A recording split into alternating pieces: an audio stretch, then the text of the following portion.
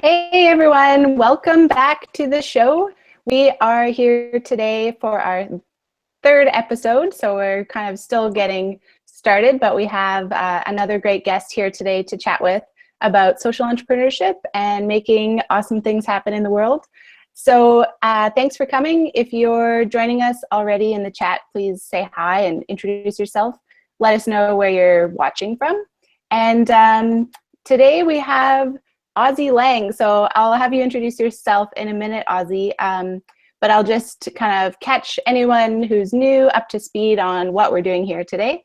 So every Wednesday, we have a new live interview to share with you guys with a changemaker who's either supporting social entrepreneurs or running a social enterprise in some way, shape, or form. And offshoot of the Global Social Entrepreneurs Lab on Facebook, which we myself on the other screen. So Len, my partner in crime, and I co-host the Global Social Entrepreneurs Lab on Facebook, and also Changemakers Association, which is a monthly learning community for changemakers. And the show is what we wanted to start this year to have another way to connect with awesome people from around the world doing interesting things, and just have another way for us to continue the conversation and learn from each other and who are in the trenches, so to speak. So Ozzy Lang is co-founder of Green Cup, which is a social enterprise in Calgary, Alberta, where I live. And it's a really, we're going to talk a little bit about that. But first, Ozzy, say hello and introduce yourself. Let us know what you're all about. So my name's Ozzy, and I started a company called Green Cup, as you were saying. But yeah, I kind of started it when I was in university, and our whole mission is to change the face of waste. And so getting really excited about changing coffee cup waste in specifically, and we do that by putting advertisements onto the cups and then selling them for a lower cost, if not giving the cups away for free. And it's reducing waste because they're compostable cups instead of a regular paper cup. You know what? I actually came across, so after we'd booked this interview today, I came across an article in The Guardian talking about the problem of coffee cups and waste, and how many go into the landfill. And it was a ridiculous number. I should have kept the article open.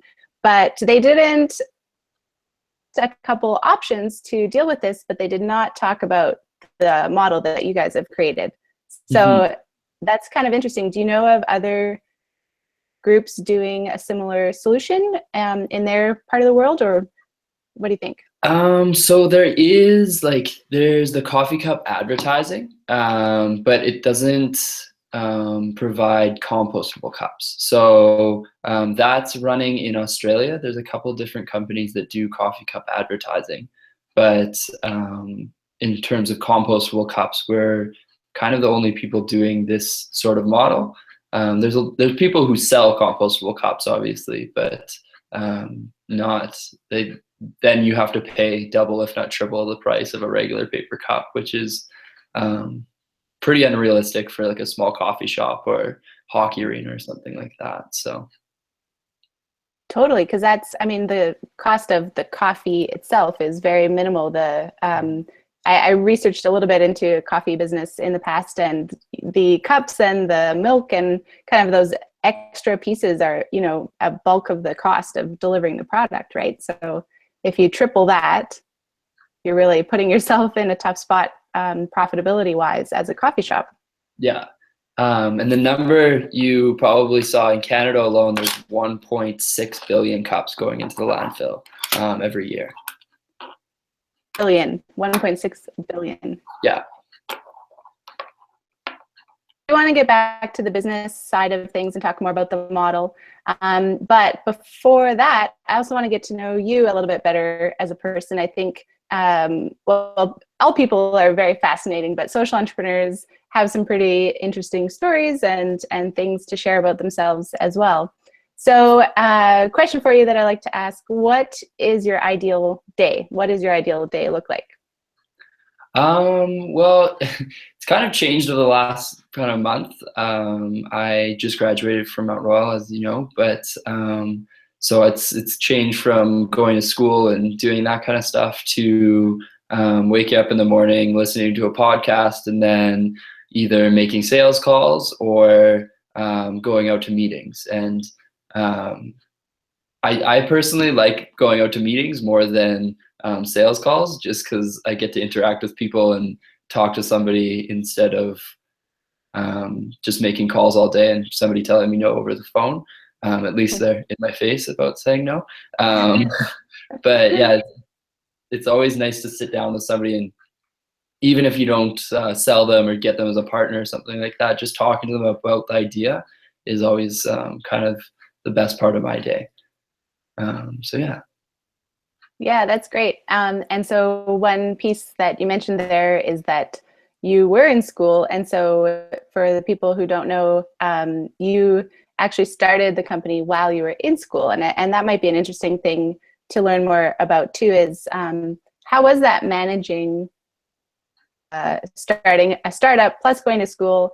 And what made you decide that it was an important thing that you wanted to focus on? I know when you're in school, it can be start a business on the side. So what was that like? So it was, I've never really thought about entrepreneurship or starting my own company until I was in, I guess, my second or third year of university. And I started looking at the problem more than the solution, or starting a business per se.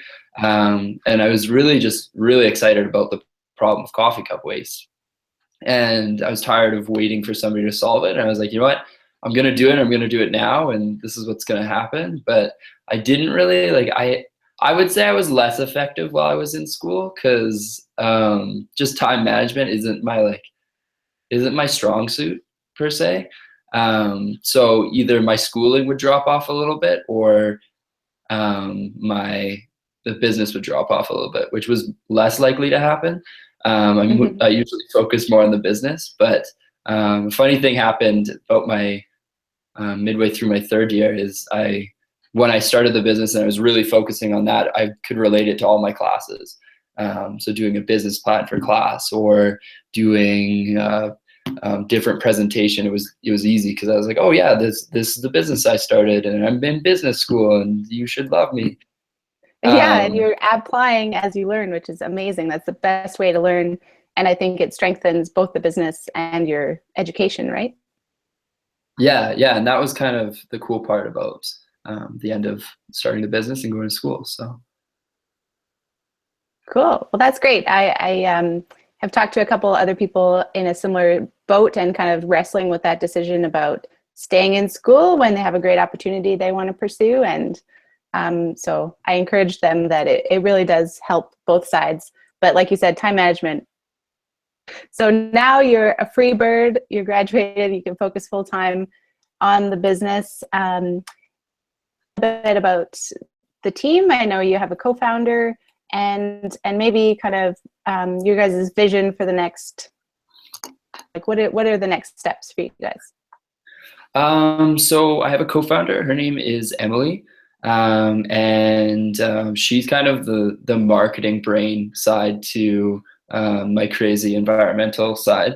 But she really helps out with a lot of stuff on that side, and is the genius behind making all of our advertisements and cups actually relatable to people. So she definitely helps out a lot on that, and runs all of our social media and stuff like that. So if you ever see any fun tweets or Instagram posts or anything like that, that's all her, because I'm terrible at it. And then we just brought on a guy named Landon, and he is now running our operations. So making sure the cups get out on time, printing the cups, all that kind of stuff. And that's really helping us to move forward into the future, because as we move forward, we're thinking about going into some events. We just worked with a few different people to go into universities, high schools, and hopefully we'll be able to get into rec centers here in the near future. So it's just really expanding where we can put our cups, and that'll help us to sell advertising a little bit more and ultimately reduce more waste. So hopefully by the end of this year, we will divert 2 million coffee cups from the landfill. So That's a very impressive number, and it can make a big difference. So I'm curious, because you mentioned one thing is that nobody was solving the problem, and you were really passionate about that problem, and kind of sounds like you felt like, I have to do it. This needs to get solved. So I'm curious, what you think beliefs do you have well suited for either to be an entrepreneur or to tackle this particular problem? Like, what makes you different than the other people haven't necessarily taken it on in this format yet? Well, I did a fair amount of traveling when I was fortunate enough to go to Kenya and China and a few other places, but that's kind of what drove me to start creating change.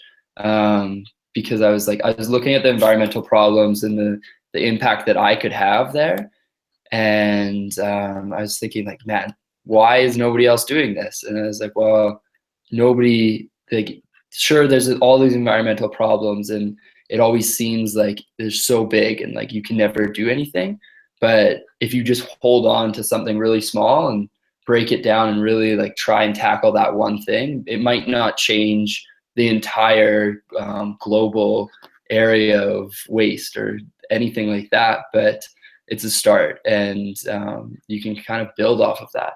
And I think it's that mindset that just like keep pushing forward on, even if it's a small thing like coffee cups, keep pushing forward and keep driving forward, because what I'm doing is important, and I can have a real impact. It's better than just sitting there and being like, oh man, the world is going crazy. I can't do anything. There's nothing I could possibly do. I'm just one person. But I felt that I could do way more than a lot of people that just say, oh, I'm one person. What could I possibly do? That's so awesome, because obviously people working on different social or environmental into that same feeling of, can I possibly make a dent? And also, I think when you're passionate about a problem or an issue, you see the whole system together, and you see maybe a lot of interrelated causes, or it's hard to narrow down and focus on just one piece of it. So I think that's really great advice or even just wondering, like, am I actually making a difference? Yeah.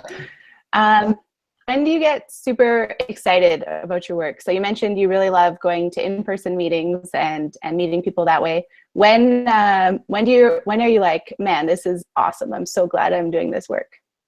There's a couple times. So those in-person meetings and talking with people about the vision, even if they tell me like, oh, you're doing something terribly wrong, I'm like, oh man, like how can I fix it, right? Because that's kind of so positive.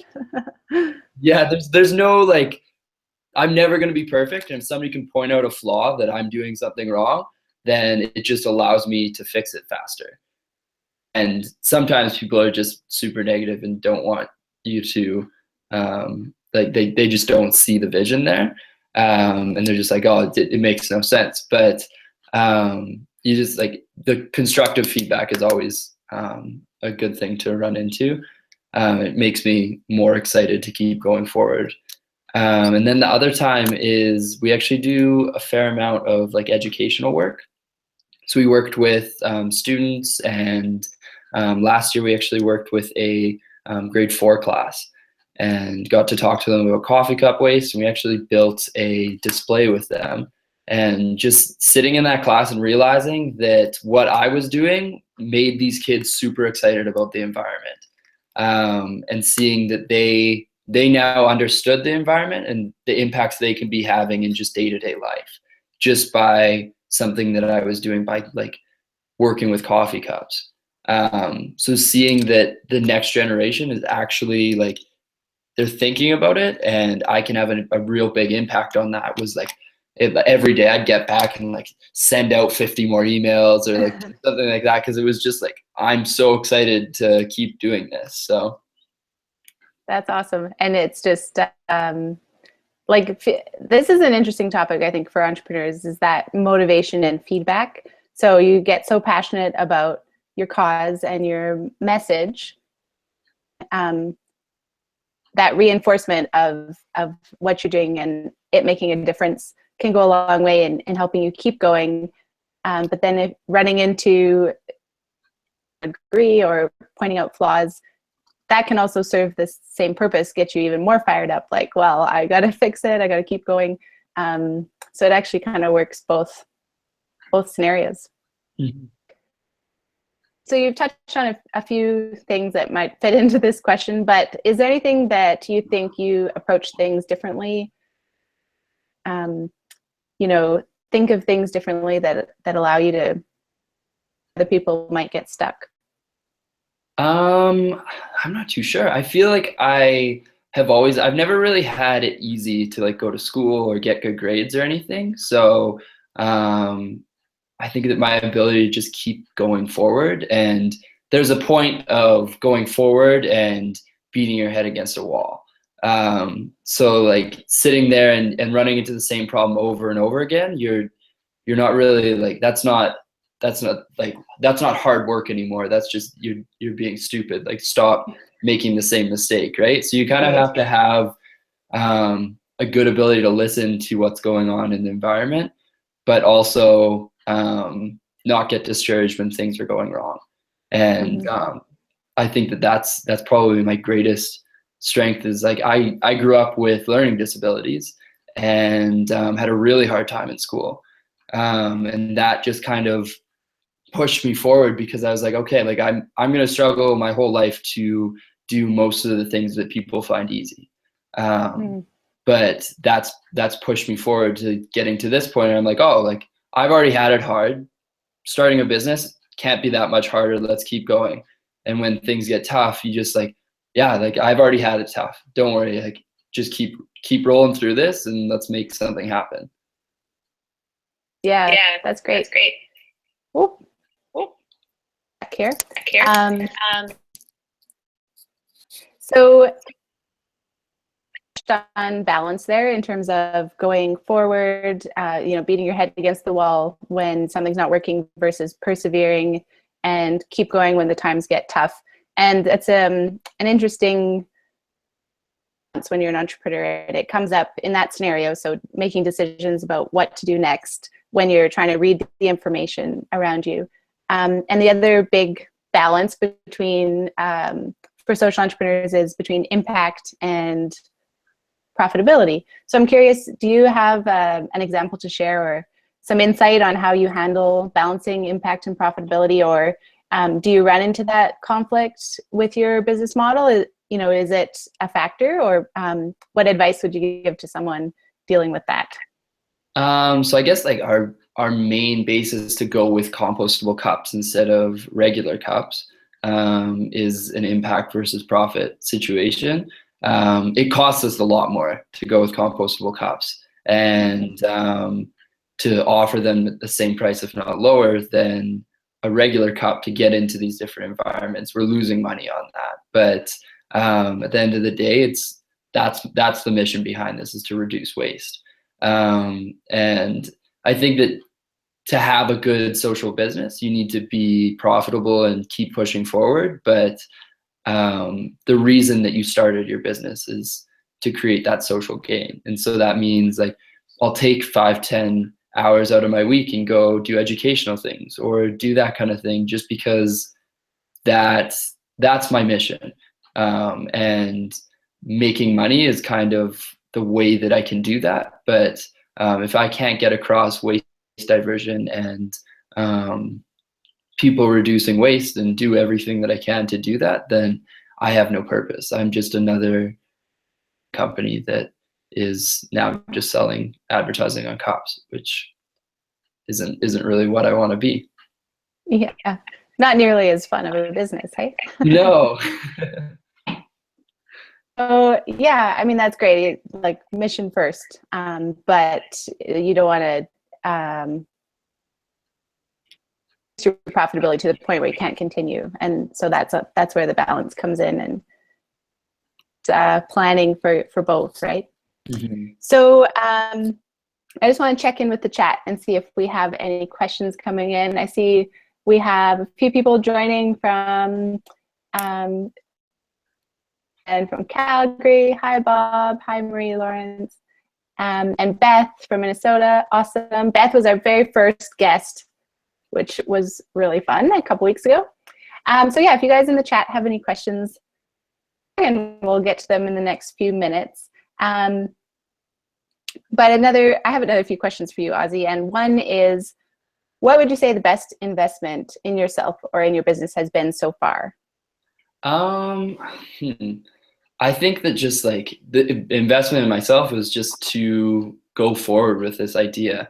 Because I've had so many different opportunities to go to different conferences and get in touch with like people that understand what I want to do, and people with the same mindset as me that have these social causes. And I think that that community of people that I've joined is probably the best investment I've ever made in just like taking the risk to starting this business. Because even if I fail and the company dies, I have this huge network of people now that I can go to and be like, hey, like, I really want to help you with this project. You are doing this waste diversion project or something like that, and I think it's awesome. Like, is there any way I can help out?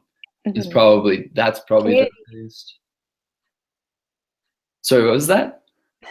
Sorry, I said community goes so far, as you know, and with people watching, where Selena and I are really into that idea of creating that network and support structure, not only to support what you're doing now, but yeah, like you said, what you might be doing later, and that give and take over the long term, right, with each other.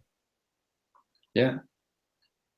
So we chatted a little bit before we went live about another thing that I know you guys have done a lot of, which is pitch competitions and competitions locally. And you mentioned you're going to another one in Vancouver in a little bit.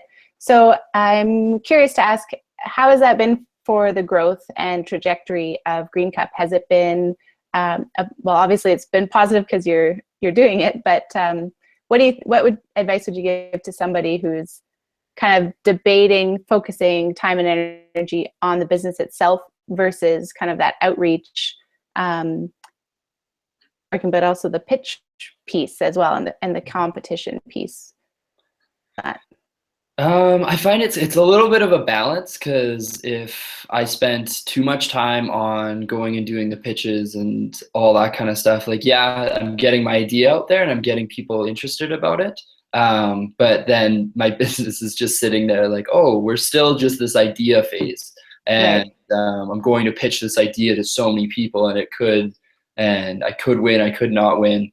And I could get all these connections, but if I don't push forward with the business, it makes zero sense to do any of these.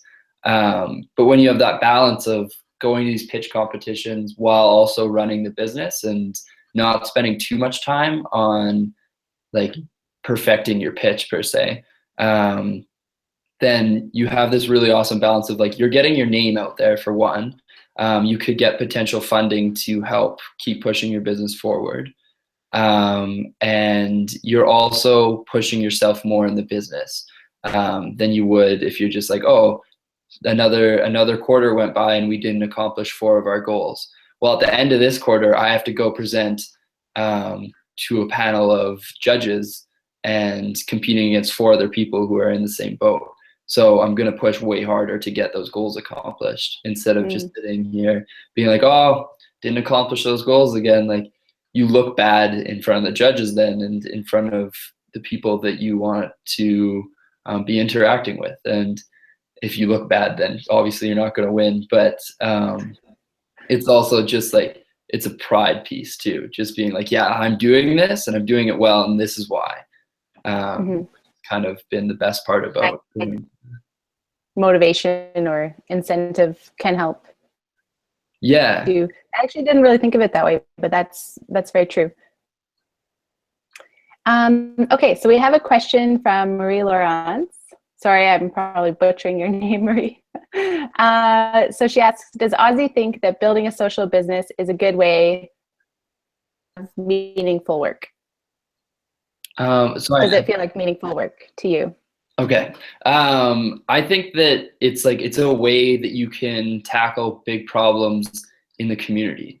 And like the problems that you see, and like maybe a nonprofit is working on it as well.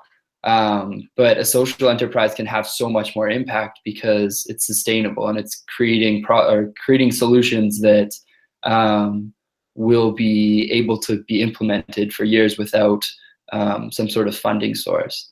And I think that like any problem that you see in the community or in the world can be solved with a social enterprise model. Homelessness, anything, right? There's so many ways that you can solve these problems while still making a sustainable business model. Mm-hmm.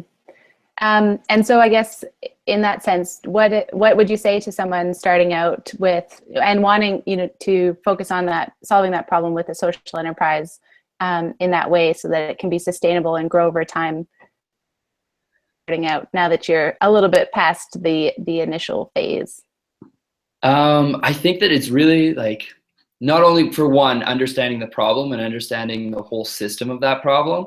Because when I looked at coffee cup waste, I had no idea that there was different pieces in like the whole waste system was so much different than I thought it was. And when I got into it, that's when I started to look at that. But then also just looking at it as like, yeah, I need to be able to make the best impact I could possibly do. I need to create a business model that is sustainable, and really getting in front of local entrepreneurs, whether they're social entrepreneurs or not, is really good, because I find that a lot of social entrepreneurs are really driven by their mission, and they're like, yeah, like I really want to do this. Like, this is awesome. I'm going to change the world. But then they forget about the business model and staying profitable. And in order to have the best impact possible, staying profitable is the only way to do it. And so creating a business model that you can do both impact and profit. Mm-hmm. Awesome. I like that idea of going to talk to experienced traditional entrepreneurs, because they're probably going to be a little bit harsher on your business model. And that's a good thing, right? If they say, well, this piece, because I don't see that working at all. Whereas a social entrepreneur giving you feedback, excited about the mission as well, and could be slightly blinded, right? The idea of people giving input is wonderful. So awesome. I don't see any other questions coming in right now, so it would be great if you would just want to share with people how they can stay in touch with you or stay up to date with what you're up to, and any up in the next few months. So we are on all social media, I think most of them. So at Twitter and Instagram, we're at Green Cup YYC. And then we have a website at greencups.ca. And then we have a Facebook group too. I don't know what that one is though. Pretty sure it's just Green Cup, but I can add it into the description later. Okay, sounds good. And we're ramping up for a big social media campaign here in February. So getting people to check their cup for make sure if it's compostable, to either get it recycled or get it composted. I know there's quite a few local people here in Calgary that are going to a compostable cup. Good Earth. There's Rosto Coffee, I believe, is going to a compostable cup, and just getting that awareness piece of compostable cups and how they can really have an impact is kind of our focus of the February campaign. And then I go to Vancouver to compete in the Student Entrepreneur EO competition at the end of February. So if anyone sees this from Vancouver, come support. Awesome. That's exciting. Well, we wish you all the best with those, and we'll keep our eye out for the campaign on social media so that we can help spread the word and build awareness. Something that there's always more to learn, and it's an awareness piece, like you said, that we can help spread the word. People drink coffee so much, right? It can, if we can just shift that one tiny action, said it can add up. I mean, if you guys are working on 2 million coffee cups and Canada is dealing with 1 or whatever it is, like, we need to kind of get on this train and make that tiny shift in our day and make it so. Okay. Well, thanks so much, Ozzy. And I think we'll wrap up here. You shared so many great ideas and insight, and I think there's a lot of takeaways here for people to think about and consider as they get started or continue or potentially connect with you for some cool projects down the line. We all love connecting and collaborating. Joining us, and to everybody watching, we'll be back next week. Again, on Wednesday. We don't have the exact time yet, but we'll keep you posted. If you go to www.globalsocent/show, you can sign up for the updates, and every Tuesday we'll let you know who's coming on the show. So thanks everyone for coming, and thanks Ozzy for being here. We'll sign off now.